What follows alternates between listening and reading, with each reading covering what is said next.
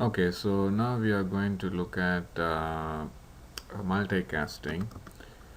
So, multicasting is the process of sending a message to one or more processes that are subscribed to a group. So, if there are, say, 10 people in a class, and I want to send to, say, for example, like we have 10 undergrads and 10 grads, then I want to just send a message to just the graduate students, then I can put the graduate students in a multicast group and have a multicast address and port number to which all to which that group listens to.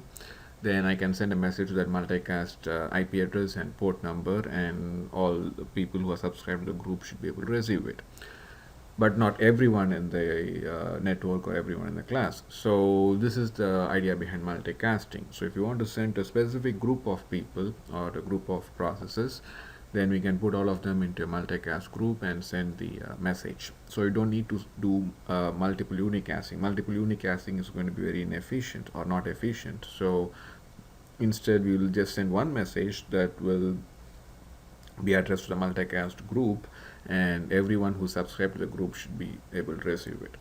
So we should be able to have operations like processes joining the group or leaving the group, and then we should be able to send and receive multicast messages to the group. So let's see this example where a message sent by one process. Again, a sender need not be a member of the group. Okay, so you could send a message to a multicast group for which you are not a member. So that is something I think we'll be doing in this example. Yes. So we'll send a message from one process to a multicast group that has subscription from one or more processes. So we'll have a multicast sender and a multicast receiver. So let's look at the receiver first again. So now one thing also you might have noticed here, I specify here, even though I said in class that multicast addresses start from 224 to 239, yes it is, it starts from 224, but it's not advisable to use for our testing purposes at the 224 range. So we'll because it is assigned for some static multicast addresses used in the internet. So we will use like 225.4.5.6 as a multicast address to test our projects. Okay, uh, so this is like how you get the IP address for the specific host on which the server is running. Like that, you just pass that multicast address, use the get by name again on this inet address class, and you will now get the IP address for the multicast group. And then you want to open the multicast socket on this port number. So this is a multicast receiver program. So it is now once you do this, it is you're getting the multicast IP address, and here you're basically opening a multicast socket on this particular port 3456, and then on this multicast socket that you just created, you call the join group method and pass this IP address. So basically then what it means is this process is subscribing to that multicast IP address, and it is listening to that multicast address at that port 3456. That's what it is. Okay, so you pass the multicast IP address as argument to this get by name method, and then that will get you the IP address for that multicast IP address for that group. And then you create the multicast socket and pass the port number at which you want to wait for the messages as the argument, and then call the join group method on the multicast socket. And by that what you're doing is you are subscribing, this process is subscribing to the multicast address and is listening to the messages for that address at this port number 3456. That's what is happening. So now what is going on is, so we want to be ready to receive a message, right? So I expect the message to be of like at most 100 characters or 100 bytes. So I create a byte array buffer that can hold 100 bytes, and I basically prepare a packet. So another thing is, for multicasting we'll use datagram sockets. So the multicast socket internally is implemented using the connectionless socket, datagram sockets.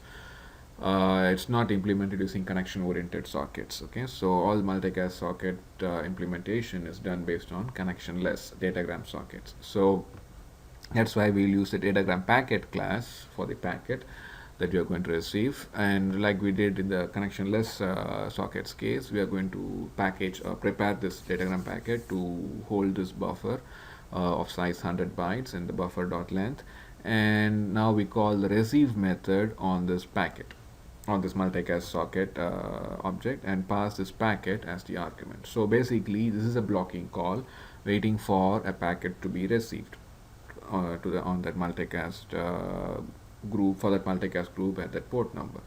So now let's go to the sender program and see what's going on there. So now we want to send this multicast IP address. So like we want to send a particular server IP address or receiver IP address, we'll now want to send to the multicast IP address.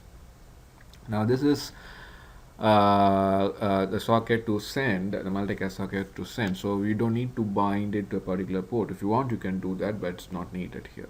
And this is the message I want to send to everyone to the in the group, and I am now packaging that as a datagram packet. I call the get bytes method to extract the bytes from the message, and then get the length of the message and the group, which is the multicast IP address, and the port number in which everyone is waiting for the multicast packets. So it's very similar to what we did for the datagram sockets here, but we specify the multicast IP address and the port. Okay, and then the byte array, and then the message length, everything is the same. So now we call the send method on this multicast socket and pass the packet as the argument, and then we close the socket. We don't have to do anything else. So this sender has sent the packet to the multicast group. So now let's see what the receiver does. So once the receivers receive that packet addressed to the multicast group, they get unblocked, and that packet information is now getting stored in the byte array buffer, and then you can now create a string out of it and print that string, and then you can close this multicast socket. Okay, so let me run this.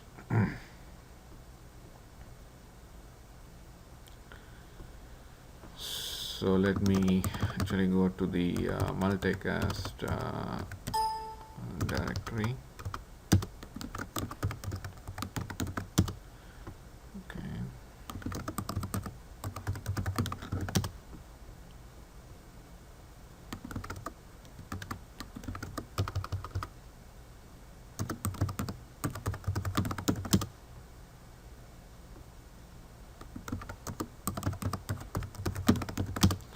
Alright, so let me compile my sender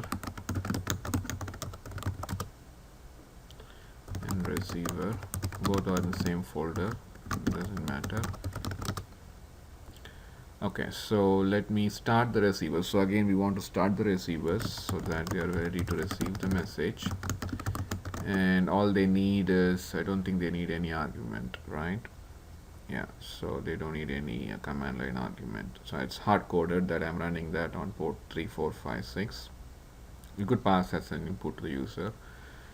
So I start all my receivers.